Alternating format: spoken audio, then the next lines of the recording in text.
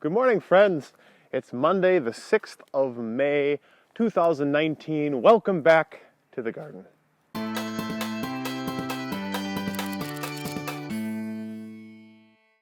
Well, this is week number 5. It's our first tour in May, and I've got rain starting within 30 minutes of filming this, before 7 o'clock in the morning. So if I seem particularly tired, that's why. What a week. Holy cow. Let me tell you a little bit about the weather. We've had rain, and then some rain, then we had rain, and then on Saturday and Sunday, the temperature jumped about 20 degrees, and it was beautiful sunshine. We had upper 60s, even into the 70s both days. Got so much work done. Got the yard mowed for the first time. Did a bunch of work over at my mom's, and a lot of stuff in the garden. So, let me sneak back up there, crawl over like the only bed I haven't planted something in yet, give you your overview. You should notice lots of things just looking. The bags and barrels are in different spots. I've been moving compost around. Potatoes are in the ground. We'll talk about that. There's a new white barrel, 2 of them that you can see. We'll talk about that. I've got a flat of plants there, which looks pretty pathetic. We'll talk about that. A trellis in the ground. We'll talk about that. Oh, look at all those little terrariums in the back. Yep, we'll talk about that. By the way, this is a heck of a week, like I said, for getting things in the ground. Before I begin with that, though, special thanks to everybody who has voted on the poll for the name of the garden. We've got about 70 votes in, and it's pretty much down to between Oshkosh Oasis and Bill. And I'm closing the poll tomorrow, and I got to admit, I kind of want Bill to win. So if you haven't casted your vote yet, be sure to do that. Just go to the Communities tab on my main page, and the poll is the most recent item. My week ahead tasks are varied. Gosh, I've got some stuff to do. I know I need to get cucumbers in the ground, and cucumbers are going to go over there by that trellis. I'll probably do that in another couple days. I think I can start getting some of my gourds in, which means I'll need to compost and prepare this stretch here and start planting it. I think same with my beans, or maybe that's the week after, but either way, I think this is going to get mostly done. Tomatoes and peppers at the end of the week, they're in this flat, some of them. We'll talk about it when we get to highlights. I will be using mine in supplementing with some very attractive looking ones, I'm sure, from our local greenhouse. And they're going to go in this bed, as is probably cauliflower. I also, let's see, another thing that we'll see in highlights, I made some new white barrels, half barrels. Let me pull you into this one to tell you about it. In this particular new barrel, which I have yet to plant, I've just been filling up with soil from other projects and a little bit of compost. I need to make my mixture, bring it up a little bit higher, probably to the bottom of the handles like the rest of the barrels. And in this, I'm going to plant just one zucchini plant. Weather and time permitting, a couple structural things need to happen in the garden still. This wire and their supports need to go up on the raised bed, these long beds that come out from the door. And I also have to get the rest of the picket fence perimeter put up. But I also have to finish some Mother Day projects that are in my workshop. So this is probably going to go on the back burner, so you might see it around for a while. Let's step into the orchard before we get going with the garden. This time of year is fun because you can look at this apple tree, you can look at any of my trees, and the analogy is the same. And you don't have to be standing close to it or zooming in to see the leaves starting to form. And they'll grow, in my opinion, it seems exponentially at this point. Pretty soon these leaves will be full in another 2 weeks, and then the limbs are going to start growing. I expect this tree to probably grow 3 feet, but we shall see. Either way, I'm really pleased at the shape of this apple tree. This and my peach are the most shapely trees. In fact, let me show you what I did to the peach. Many of you will recall that where I'm squatting right now for the last year has stood a stake with some wire that was trying to bend over this particular branch. And I don't think it worked. I think that was just too loose, and this really didn't do a whole lot. So since this is my most mature tree in terms of thickness of the stems off of the whip, I did get an actual limb spreader. Now, the spreader works very nicely. It's got little points at the end surrounded by these horseshoe-like appendages, and I'm deciding to spread my two main stems to get them going away from each other because they were just too close. I think this tree is still too young to like take wire and weights, stakes, and start bending these down. We'll probably do that next year or the year after that. Once most of these stalks are hopefully as thick as this, and we'll probably do it in July when, you know, this is a little bit more green, so it's a little more bendy. With your fruit trees, you really want them to grow out instead of growing up. This is not a maple tree, it's not an oak tree. We want to be able to actually harvest the stuff that's inside of it, not just let it grow to be 18 feet tall. So again, more to do with this as years come, but I wanted to show you the spreader. The two long raised arched trellises that come out from the purple door, of those two rows, only right here and right here have been planted. This last week we saw how nicely the snap peas were coming along. You can see they're still coming along very nicely. And over here I reseeded. They have yet to germinate. I realized when I was seeding it that I had put a different kind of peas in here. I think I did like an Asian snow pea, whereas this is an Amish snap pea. And I think these peas were really outdated. As I looked at the seed package, I think it said 2014. And granted, you can get some germination from things that are that old, but I think that was just too old. And even though I was planting lots of seeds, the germination rate was stupidly low. So I reseeded with the snap peas, and we'll see what comes up there. By the way, I'm feeling pretty bummed about this bed. Lots and lots of highlights over here. In fact, we got 3 of them. Some that you can see. Can I even see myself? You can see myself. Right here in this white barrel, and I'll bring you in for a close-up, I did finally plant the blue crop blueberry and the American cranberry that we had gotten. I've got these in a new plastic barrel which I prepared, and there'll be a video of how I prep 55-gallon barrels for use in the garden coming out shortly. But these two are prepped, filled. I've got it a mixture of soil that's pretty much 2 parts compost to 1 part native soil. I also have a soil acidifier in there as I need to regulate the pH here to about 4.5. The same goes for this lingonberry. It's such a tiny plant. I did a lot of reading, and I believe it can be potted in something that's about this volume. If that turns out not to be the case, I will repot it as it gets significantly larger. But for this year, we're going to see how it looks. And then next to it, I planted a stick in the ground, and that stick is a currant bush.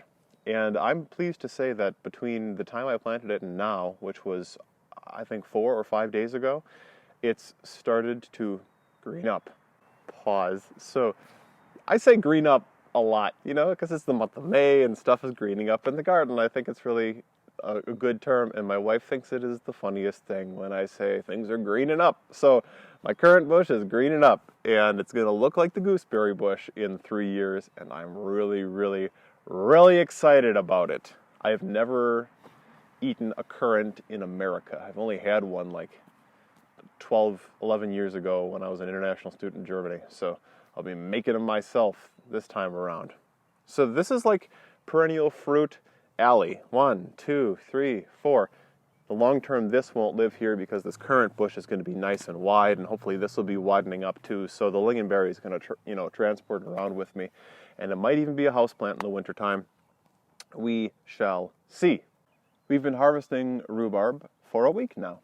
I picked 2 stalks from here and 1 stalk from here, and I made a batch of very delicious rhubarb oatmeal cookies. Lots of good things you can make. I think it's the magazine Real Simple that comes out, and they have a lot of pretty easy recipes and other things in it, but they've been sending out a good deal of seasonal recipes that apply to things that are coming up in our area in the garden. I really appreciate that. Well, this is a little bit of an experiment for me because I'm stretching the planting window for my corn and my sunflowers. Ideally, I would have done both of these this coming week instead of last week, but I wanted to get them in the ground and I wanted to see what would happen. With the sunflowers, I'm less worried about because they've got their little terrariums. I've just been recycling diet soda bottles and milk bottles, and I expect this week to see those seeds germinate. It's supposed to be within 5 to 10 days, and I've got them in a nice warmish spot, so that should be successful. Fingers crossed. I'm going to leave those bottles on until the plants are pretty much up to the top, because last year I had some sort of vermin eating those after I had planted them, and I was really disappointed with it. The same can't be said with the corn. Last year I didn't have any problem with anything eating the corn, but I might plant a bunch of sticks in here, some of the sticks that I chopped off from the raspberry tree a while back. Video on pruning raspberries in case anyone's interested, but I saw a post on the Facebook page of the Midwest gardener, Jim, and he was planting plastic forks to deter pests from coming and eating the small shoots. And I thought, that is a great idea, minus wasting single-use plastic, because that kind of stuff drives me nuts. But planting sticks, I think, is really smart. So I don't think we'll see it this week. So by next week's garden tour, probably not going to happen. But in 2 weeks, hopefully, we'll have tiny little corn plants coming up. And speaking of things destroying plants, instead of using forks to deter them, last week, almost right after the garden tour, on the blue barrel over there was spinach. I woke up one morning and came out finding it had been all rummaged through. So I got these window panes from our local Habitat Restore for a whopping $1 a piece. They serve as both pest deterrent and, I want to say, like a little cold frame essentially on top of it. And the spinach is coming in really nicely. It's maybe 1.5 inches, 2 inches tall. This was direct sown a little while ago. Earliest this has ever come up for me. I'm very pleased with how it's coming along. The same can be said in the blue barrel, except I'm pretty certain that in the damage the other week, all of the lettuce was eaten up, and I only replanted spinach. Does this bed look different to you? Does it look more smooth? Is the brown a different color than the dried brown in the bed behind me? If you noticed any of that during the overview shot, congratulations to you, you're nice and perceptive. I decided to take the plunge and completely dedicate this bed to asparagus. So after I had made these last year, I noticed that once I had pulled my cauliflower and once I had pulled some of my root vegetables, I ended up not reseeding, and it seemed like, to me, almost an entire bed wasn't being in use throughout the season. So I thought, okay, let's rejigger how I'm doing planting, and let's make sure all of the beds are in full use all the time. So this is a 12-foot long bed.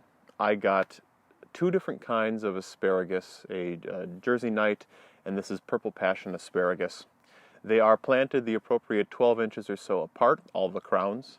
But my mini experiment here, the recommendation between rows is 30 inches, but that would put us, got like a row here and a row here. That 30 inches would put us about here, so instead they're planted about 15 inches apart. Which, as I think about it critically, I think that just means the roots will grow into each other and maybe not spread out as much, which is fine. I don't need them to spread, I just wanted to fill up this bed. So I think we will have some very dense harvests of asparagus in 3 years. This year, whatever comes up, you just let the fronds bloom, so it becomes this big, beautiful, wispy fern. Pretty much the same in year 2 next year. I think you can harvest up to 50% of the stalks, but I'm not going to, really. I just want this to green up to send all the energy into the root system. And by year 3 then, it's recommended that, yes, you can start harvesting. So that puts us out in 2021. Wow. This was a silly experiment of mine, and I don't know, I think it's going to be a failure. What we have here is transplant shock on these tomatoes. You can see they really don't like the cold that they've been exposed to and too much sun. And I took them out of the green room way too soon. If I had to guess, I think this plant will probably survive, as will the one behind it, and maybe this one in the back, because their stalks have thickened up enough. We shall see. I'm going to get them in the ground this week once the rain stops, because temperatures are going to reliably be in the 50s and 60s. And the cauliflower is just I did not give that the kind of lighting that it needed, and it became all leggy. And what do we got here? We've got, those are supposed to be peppers. Obviously. I'll put them in the ground and see what happens, but we'll be supplementing with things from the greenhouse, local greenhouse. Okie dokie, great success. Planted the potatoes last week on maybe Wednesday no, it was Tuesday. It was our last frost date on the 30th. And then I put out a video 2 days after it on Thursday. And thanks for watching. It got about 4,000 views in 4 days. That's the quickest any of my garden videos have taken off in a long time. And I'm so surprised. You can never really tell what's going to be hugely popular and what isn't when you put it out there. I'm bad at reading the algorithm, and I'm much better at just doing things that I want to do. And I wanted to try this method of potato planting. And so you'll be seeing a lot on potatoes, because if that video continues to do so well, I'm going to do updates, maybe like a monthly dedicated, or like every 2 months, we shall see, and then a recap at the end. But you people that follow along in the weekly videos will be able to see, time and time again as these shoots come up and see what little tubers are going. I think I should even be able to harvest new potatoes as they come along, just because of how near the top these are. We're going to see, but good experience. Another good experience is right around my shoulder, but let me bring you in to see what I'm seeing. Ta-da-da-da! Rows upon rows of things coming up in the root vegetable bed. This, of course, is radish that's coming up. Man, this radish is a wonder of the earth. You can put it in the ground and it just germinates so quickly. I'll probably be thinning these in another week and a half. So this row's coming up. Next to it is the beets. You can't necessarily see anything yet, but over here, the week before we planted the beets and the radishes, we planted carrots. It's hard for me to really zoom in and get this, but you see those tiny little hairy green things? From this angle, you can kind of see like